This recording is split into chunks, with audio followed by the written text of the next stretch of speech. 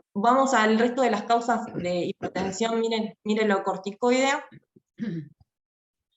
Bueno, en esta enfermedad existe un trastorno en la actividad de la 11-beta-hidroxiesteroide deshidrogenasa, que es la que convierte el cortisol en corticosterona, ¿sí? Por lo cual el cortisol a nivel del receptor de mineralocorticoide y va a generar un estímulo de este receptor generando aumento de la absorción de sodio y va a generar hipertensión, ¿sí? Hipocalemia. Entonces va a cursar con una aldosterona baja, una actividad de renina plasmática baja y hipertensión con hipocalemia, y responde a espironolactona. En la hiperplasia suprarrenal congénita hay dos enfermedades, o dos mutaciones, mejor dicho, de la esteroidogénesis, involucradas en la esteroidogénesis adrenal, que son la mutación de la 17-hidroxilasa y de la 11-beta-hidroxilasa, ¿sí? Estas van a cursar con, de la 11-beta-hidroxilasa, me gustaría ver el cuadro para que puedan observar que en esta, cuando está mutada la 11-beta-hidroxilasa, ¿qué es lo que sucede? Se empiezan a acumular andrógenos, ¿sí? La acumulación de andrógenos y de DOC, que la desoxicorticosterona es un mineralocorticoide 20 veces menos potente que la aldosterona, pero es un mineralocorticoide, por lo cual va a generar en un niño, va a generar pubertad precoz, ¿sí? En una mujer o en una niña, androgenización, ¿sí? Y va a cursar con hipertensión. En caso contrario, cuando hay mutación de la 17-hidroxilasa, hay un hipogonadismo, digamos, ¿sí? Porque va a haber falta de síntesis de hormonas sexuales, o sea que en la mujer va a cursar quizás con una menorrea primaria, por ejemplo, y en el niño va a cursar con un pseudohermafroditismo porque no tiene la virilización, y va a cursar con un exceso de aldosterona y de corticosterona y de 11-DOC, o sea, va a cursar con hipertensión, pero bueno, son distintas formas de presentación. Acá se los vuelvo a repetir porque es bastante complejo la hiperplasia. En la 11-beta-hidroxilasa, que es la que era horizontal, digamos, el bloqueo, hay entonces virilización en las mujeres con genitales ambiguos, y en el hombre una pseudopubertad precoz, y va a cursar con hipertensión y hipocalemia. El cortisol va a estar bajo, la aldosterona va a estar baja, y va a haber andrógenos altos, ¿sí? Va a haber un acúmulo de DOC y 11-DOC. En cambio, en la 17-hidroxilasa, va a haber mujeres con hipogonadismo, ¿sí? Porque hay falta de hormonas sexuales, y en el varón un pseudohermafroditismo, porque bueno, no van a tener tampoco el estímulo androgénico. En esta va a cursar con aldosterona elevada. Bueno, como otra causa de hipertensión mineralocorticoide tenemos el síndrome de Liddle, que es una mutación de la subunidad, de las unidades del canal epitelial de sodio, que va a conducir a un aumento en la reabsorción de sodio e hipertensión. Digamos, es una hipertensión que va a cursar con aldosterona baja y actividad de renina plasmática disminuida, e hipernatremia e hipocalemia, ¿sí? Y no corrige con espironolactona, sino que va a corregir con el amiloride o el triamtereno.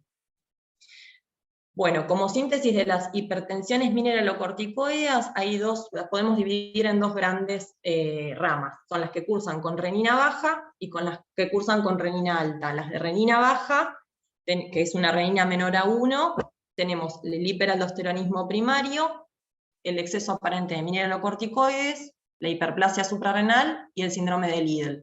Que estas las podemos dividir también en dos: las que cursan con aldosterona alta, que sería el hiperaldosteronismo primario, y las que cursan con aldosterona baja, que son estas, excepto la mutación de la 17-hidroxilasa. No los quiero marear.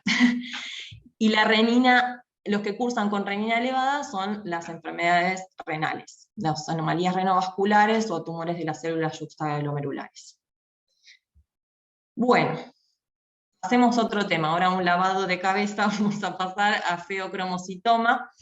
Es digamos, un tumor de origen neuroectodérmico o neuroendocrino, ¿sí? Que secreta péptidos como la noradrenalina, la cromogranina, la dopamina, y estos generan hipertensión.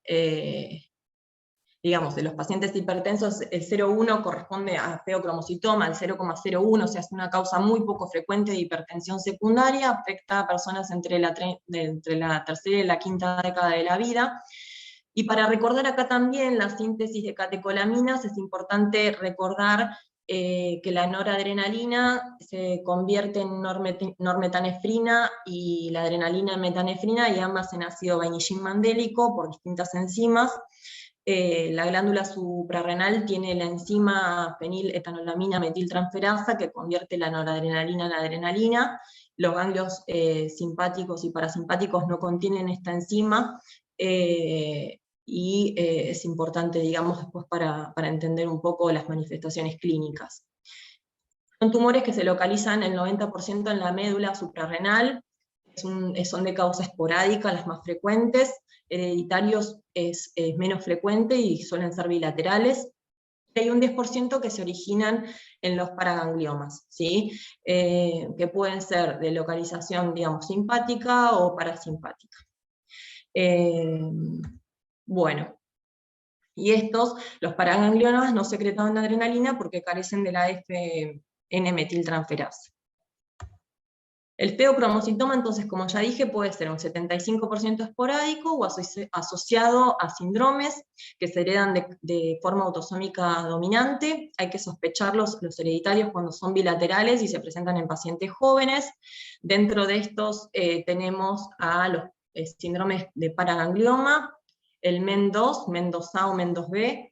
El MEN2A es el que se asociaba con carcinoma medular de tiroides, feocromocitoma, hiperparatiroidismo, y el MEN2B es el carcinoma medular de tiroides, feocromocitoma y hábitos marfanoides. Después tenemos la enfermedad de von Hippel-Lindau y la neurofibromatosis de tipo 1. Bueno, todos ellos pueden presentarse con feocromocitoma. ¿Por qué es importante detectar esta enfermedad? Porque es una hipertensión secundaria que es plausible de tratamiento, tiene un elevado riesgo de crisis hipertensivas, de arritmia y de muerte, puede ser maligno en muy raros casos, y puede ser el primer hallazgo que nos oriente hacia una enfermedad familiar. ¿Cómo se presentan estos pacientes? La tríada clásica es la cefalea, la sudoración y las palpitaciones. Se puede manifestar como crisis, que pueden ser diarias o pueden aparecer cada unos meses. La mayoría duran 1 hora y pueden ser desencadenados por esfuerzos, el estrés, la anestesia, una cirugía, el queso y los vinos porque contienen tiramina. La hipertensión ocurre en el 90% de los casos y es por aumento de la resistencia vascular periférica por noradrenalina, que es vasoconstrictora, y puede ser que se mantenga, digamos, en el 50% de los pacientes, que se mantenga de manera constante, puede aparecer de manera paroxística, y hay un 10% que son normotensos, ¿sí? Como que el receptor se satura de catecolaminas y pueden no tener hipertensión. Recordar, bueno, entonces que la noradrenalina actúa sobre todo sobre los receptores alfa, por los cuales es responsable de la hipertensión, y la adrenalina actúa principalmente sobre los receptores beta, y por eso es responsable de la taquicardia, de la hipotensión, de la hiperglucemia, de la cefalea, de la sudoración, el rubor y la ansiedad. ¿Cuándo pensamos en un feocromocitoma? Cuando hay una hipertensión refractaria al tratamiento, cuando hay un antecedente familiar de feocromocitoma o MEN2, o sea, un síndrome hereditario, cuando hay un incidentaloma suprarrenal, en la hipertensión o en la diabetes atípica, por esto que le comenté del efecto de las catecolaminas a nivel de los receptores. Hipertensión severa o hipotensión en anestesia o cirugía, hipertensión en la edad temprana, miocardiopatía dilatada e idiopática, síntomas hiperadrenérgicos, una crisis hipertensiva ante el ejercicio, la micción o el coito, una respuesta paradojal a los betabloqueantes, hipotensión ortostática inexplicable, pero hay que tener en cuenta que es el gran simulador, porque el 50% de los pacientes no presenta síntomas. ¿Cómo hacemos el diagnóstico? Primero vamos a confirmar la existencia con el estudio bioquímico y luego la localización de las imágenes. Primero vamos a medir adrenalina, noradrenalina y ácido vainillín-mandélico en orina de 24 horas. Eso es lo más importante, digamos, lo principal que hay que dosar. El diagnóstico es cuando las catecolaminas están aumentadas por 2, si es dudoso se pueden medir metanefrinas en plasma, que acá en Argentina no se hace. Lo importante es que no hay una correlación directa entre el tamaño tumoral y la liberación de catecolaminas. Antes del laboratorio es importante suspender 15 días antes las medicaciones que interfieren en la medición, que son los IECA, los betabloqueantes, los alfa-2 agonistas, la bromocriptina, los antidepresivos, los diuréticos, el paracetamol, usar bloqueantes cálcicos para controlar la hipertensión. La insuficiencia renal puede dar un falso aumento de catecolaminas, y durante aproximadamente una semana o 5 días hay que realizar una dieta donde se prohíbe el consumo de infusiones, chocolate, banana, vainilla, porque pueden generar falsos positivos en la medición del ácido vainillín-mandélico. Y se le da, digamos, un tarro para recolectar con un ácido para evitar que se metabolicen las catecolaminas, para mantener la muestra. Bueno, el diagnóstico por imágenes, tenemos la tomografía simple de abdomen, las tomografías, algunos médicos recomiendan hacerlas sin contraste, otros refieren a hacerlo con contraste, digamos, porque un contraste podría desencadenar una crisis hipertensiva. Las lesiones son características, digamos, son lesiones grandes, heterogéneas, vascularizadas, con baja pérdida de material de contraste, luego, digamos, con la técnica de washout. Y en la resonancia también son imágenes hiperintensas en T2 por su contenido vascular, y bueno, la resonancia detecta mejor los tumores extraadrenales, obviamente el 100% de los adrenales.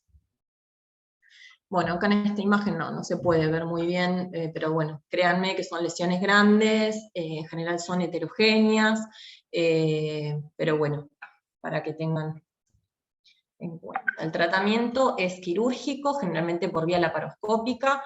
Previo al tratamiento quirúrgico hay que realizar una expansión de volumen para prevenir la hipotensión postquirúrgica, y es muy importante realizar un alfa bloqueo previo al beta bloqueo, a la cirugía, para controlar la presión, y luego hacer el beta bloqueo para controlar las arritmias.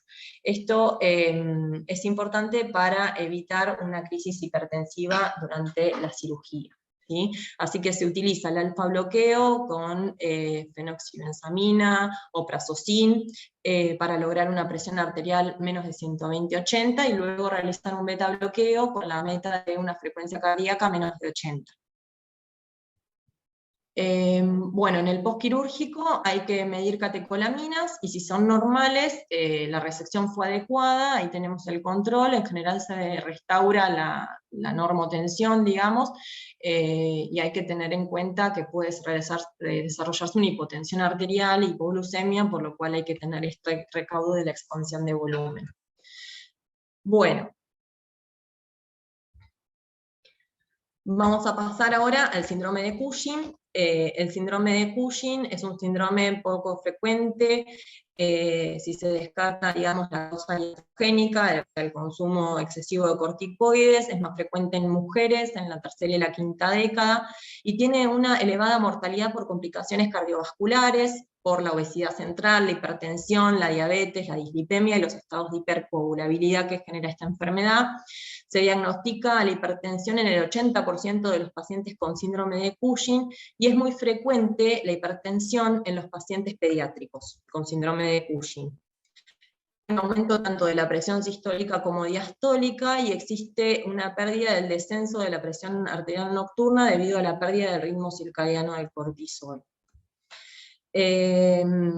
Excluyendo la causa exógena, la causa más frecuente es la enfermedad de Cushing, o la CTH dependiente, la enfermedad de Cushing, y un 20% la secreción ectópica de ACTH. En los niños, contrariamente a como sucede en el adulto, la causa más frecuente es la causa adrenal, ¿sí? Y dentro de esta los carcinomas. Bueno, los mecanismos fisiopatológicos de la hipertensión producida por los glucocorticoides es que estos aumentan la sensibilidad a las catecolaminas, aumentan el gasto cardíaco y estimulan el sistema renina-angiotensina-aldosterona por aumento de la producción de angiotensinógeno, producen retención de sodio y expansión de volumen, aumentan la endotelina 1, que tiene un efecto vasoconstrictor y efectos mitógenos y aterogénicos. Por otro lado, aumenta la eritropoyetina, que genera policitemia y vasoconstricción, disminuye las prostaglandinas, que generan vasodilatación, disminuye el sistema calicreína-cinina e inhiben la expresión del óxido nítrico sintetasa. Además, sumado a la obesidad abdominal y la apnea del sueño, son los mecanismos implicados en el síndrome de Cushing, de la hipertensión en el síndrome de Cushing. ¿A quién debemos investigar?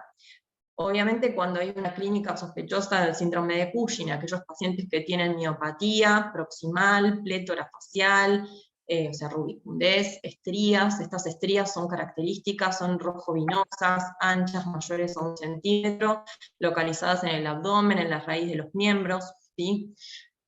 Cuando aparecen características como osteoporosis, hipertensión o diabetes tipo 2 no acorde a la edad, en un paciente con incidentaloma adrenal y en niños con alteración del crecimiento. Ahí debemos investigar el síndrome de Cushing, ¿sí?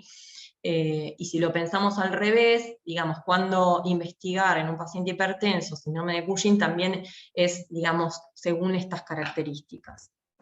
Tener en cuenta que en el síndrome de Cushing, cuando hay una secreción ectópica de ACTH o en un carcinoma adrenal, es ahí donde se ve un aumento en la actividad mineralocorticoidea con niveles elevados de desoxicorticosterona y aldosterona. En cambio, en un síndrome de Cushing endógeno o en la enfermedad de Cushing, los niveles de aldosterona y de renina son normales, ¿sí?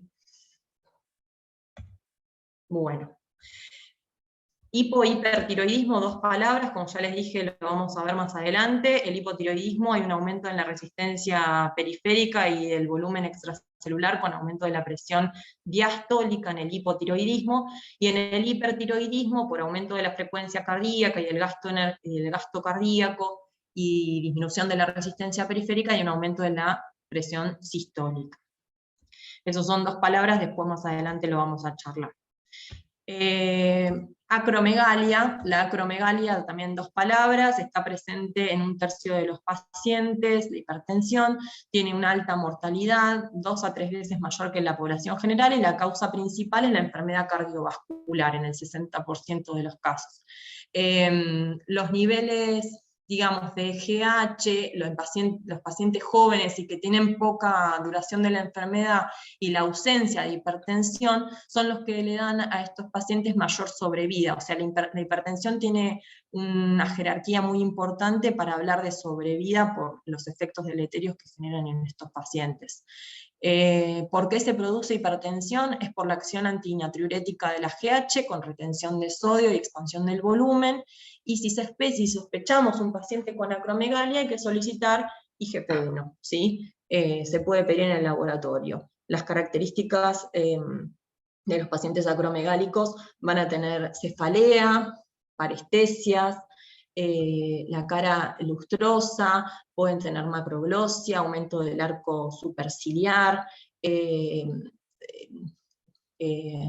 manos en salchicha, digamos, aumento del tamaño acral de las manos, bueno, además de la hipertrofia del ventrículo izquierdo, visceromegalia, organomegalia, que es característico, pero hay que tener el alto nivel de sospecha porque es conocido que los pacientes con acromegalia tardan hasta 10 años en realizarse el diagnóstico. En general estas enfermedades no se sospechan y es importante pedirle, por ejemplo, una foto al paciente de cómo era, o que se muestre el DNI, de cómo era hace 10 años. Si el paciente tenía la macroglosia, digamos, o es nuevo, ahí nos vamos a dar cuenta.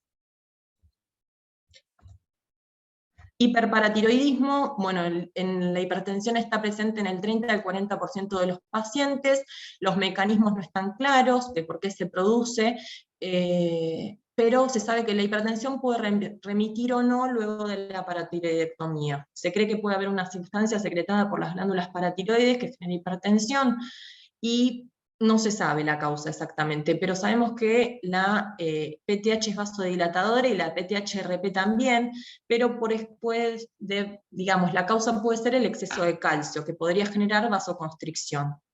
Obviamente, si hay un hiperparatiroidismo o hay que sospechar un NEM, más aún si está asociado a un feocromocitoma, ¿no?